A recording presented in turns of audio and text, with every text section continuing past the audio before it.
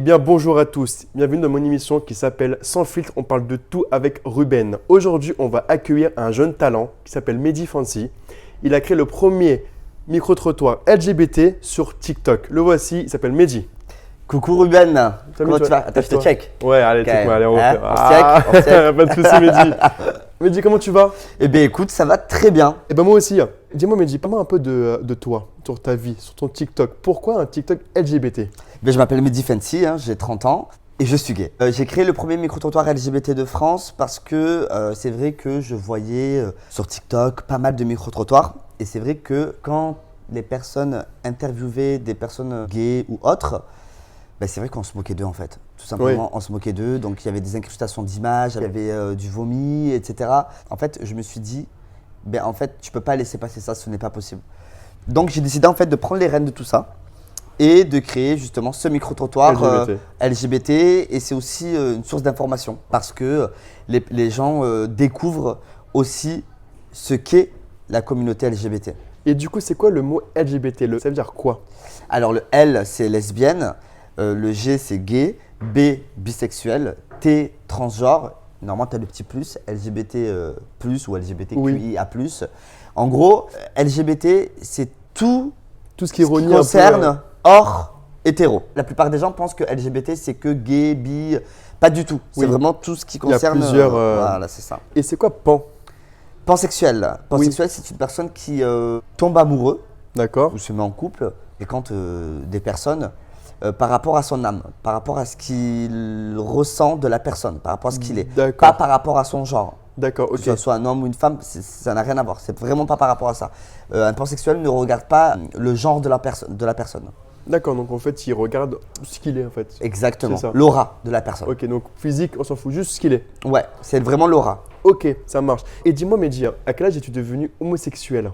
Alors, à quel âge je suis devenu homosexuel? Donc, c'est une question un peu compliquée parce que je pourrais pas te dire exactement à quel âge je l'ai été. Est-ce que je l'ai toujours été? Est-ce que c'est arrivé en cours de route? Je sais pas. En tout cas, je me souviens qu'un jour, quand j'étais à la maternelle, j'avais fait un bisou à un garçon à la maternelle. En tout cas, j'ai découvert que… En tout cas, je me suis assumé en tant que gay vers l'âge de mes 16 ans. Mais c'est vrai D'accord. qu'au collège, je commençais déjà à Oui. regarder les garçons, etc. Donc voilà. Mais ça s'est vraiment fait naturellement. Je me suis jamais Ouais. posé de questions par rapport à ça. Et je me suis jamais senti mal parce que j'étais comme ça. Ça veut dire dans la rue, tu vois un mec qui marche, est-ce que tu peux détecter qu'il est gay ou pas? Alors ça c'est… on appelle ça le guédard. Le guédard. Ah, ok. Voilà, on a le flair quoi. Après c'est vrai que parfois on peut se tromper parce que parfois c'est vrai qu'on a un peu tendance à penser que tout le monde est gay. Oui. Tu vois, donc il suffit juste d'un petit geste, c'est moi lui il est gay, lui il est gay. Non, pas du tout.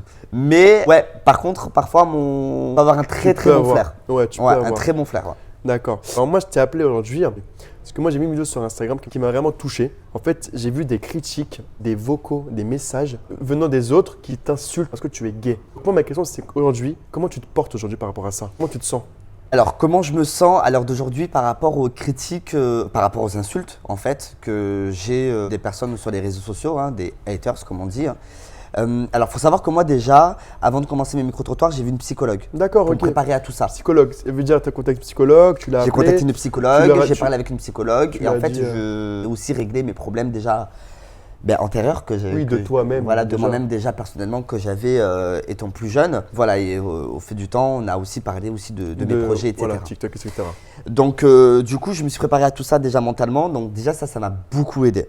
Donc, voilà, j'ai fait ce pas-là. Alors qu'il n'y a pas énormément de gens qui le font. Oui. Mais moi, je trouvais ça important parce que le fait d'être aussi médiatisé, en fait, de se montrer comme ça, à nu, Oui, bah, mais ça peut être compliqué aussi. c'est ça. Et ça peut être dangereux. Autant tu peux avoir du positif, mais autant tu peux avoir du négatif. Effectivement. Donc, oui, ça peut avoir un impact aussi moral sur Mais toi. un impact sur Voilà. toi, par rapport aux gens, Voilà. etc. aussi. Alors, moi, pour le coup, c'est vrai que j'ai reçu énormément d'insultes, comme voilà, on veut brûler ma famille, on me dit souvent ne tourne pas dans la rue parce que à tous les coups je peux ouais. être derrière toi, etc. Et beaucoup d'insultes, etc.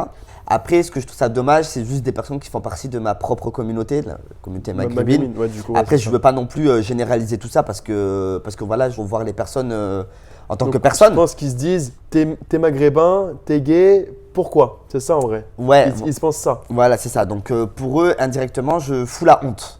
Non. Mais en fait, je ne fous pas la honte puisque en fait, c'est pas interdit d'aimer. Oui. Tu vois. Donc l'amour n'a pas de sexualité, n'a pas d'orientation sexuelle.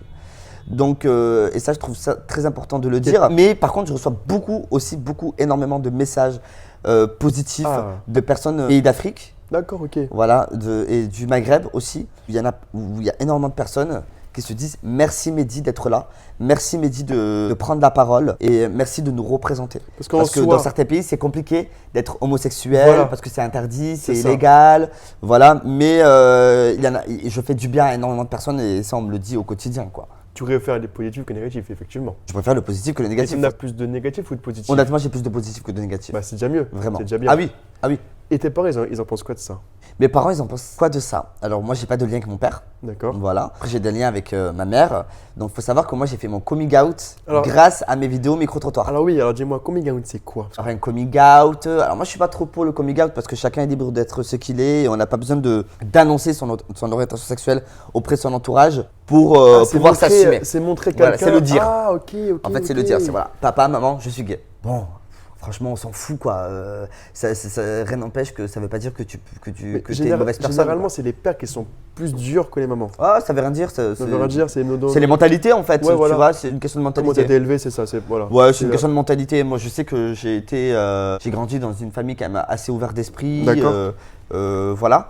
Donc, moi, j'ai pas eu de problème par rapport à ça. J'ai eu peut-être du mal à le dire, mais je l'ai dit d'une autre manière. En fait, moi, mon coming out, je l'ai fait grâce à mes vidéos micro-trottoirs. Donc, j'ai fait le premier pas de faire ce micro-trottoir LGBT.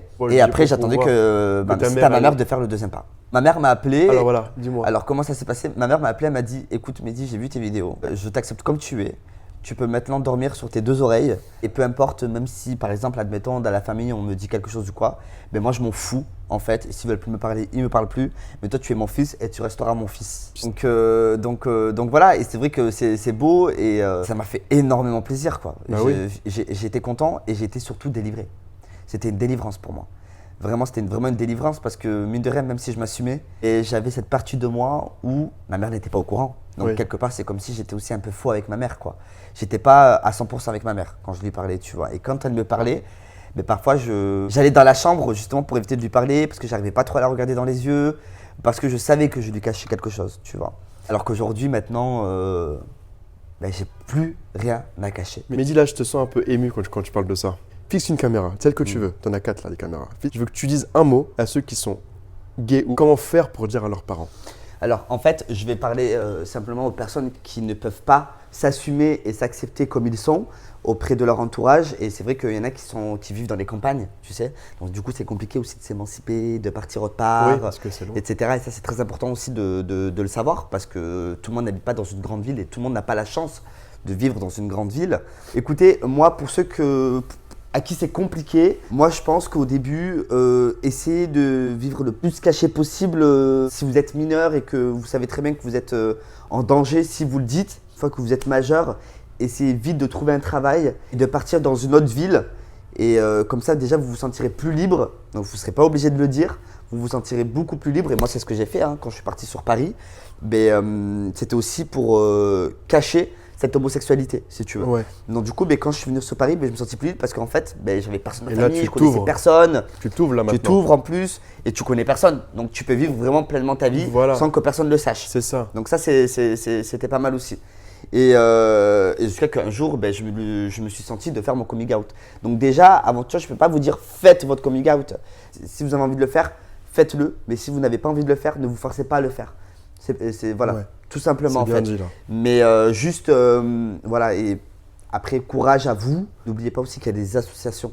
Voilà, il y a des associations, il y a SOS Homophobie, Urgence Homophobie, il y a plein d'autres associations qui vous permettent aussi de pouvoir parler avec des gens qui sont comme vous.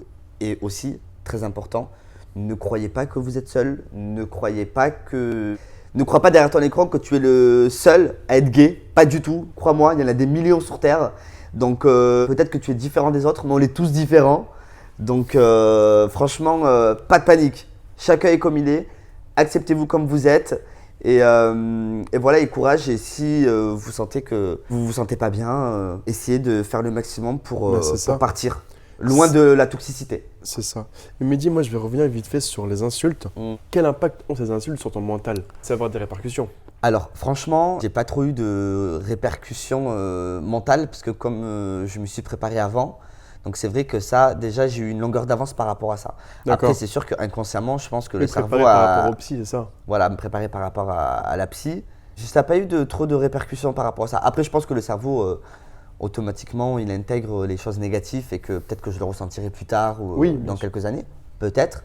En fait, il faut juste tout simplement que je continue à avoir une Bah oui. psy de temps en temps, voilà, juste pour se soulager, Moi, me vider les je esprits. comprends. Et j'ai fait aussi une séance de EMDR qui m'a permis aussi, le EMDR, ça te permet d'effacer, on va dire en quelque sorte, tes traumatismes. D'accord. Si tu veux. Ça les retire, ça te calme. Ça. Voilà. Moi, je comprends pas pourquoi les gens ont autant de haine entre eux ou contre n'importe qui est gay, pan, lesbienne, transgenre, du coup, c'est ça?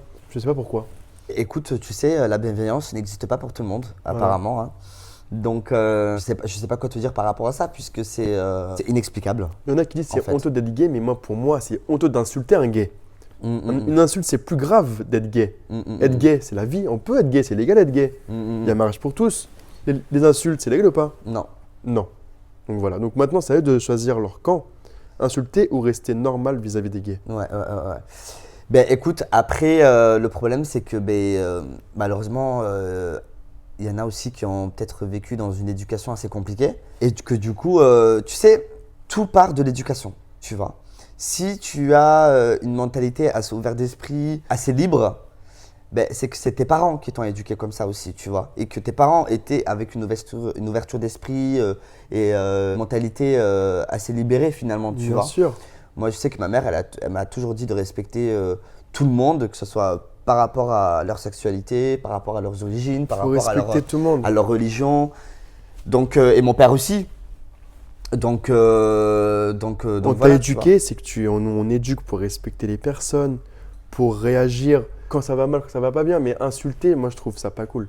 Tu Ah vois. oui, non, mais c'est inhumain en Je fait. sais même que France 3 t'ont appelé pour faire une interview.